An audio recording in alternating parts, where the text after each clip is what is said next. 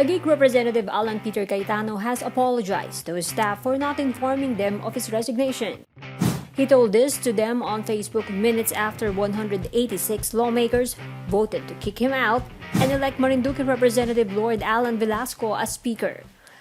Sa mga staff ko na nakikinig, I'm sorry I was not able to talk to you personally. Medyo magbalot-balot na kayo dyan sa opisina para walang masabi sa atin. Cayetano delivered this video in Taguig, while Velasco and his allies were in Batasan. The Taguig Solon was eased out of power after refusing to honor the term-sharing deal brokered by President Duterte. The deal was for Cayetano to stay as Speaker for 15 months or until October 14. He stalled the handover, derailed the passage of the 2021 budget so he could celebrate his 50th birthday as Speaker on October 29. We will be okay. We will convert our staff and office to a charitable group and continue to help our people. Hindi tayo magiging balakid.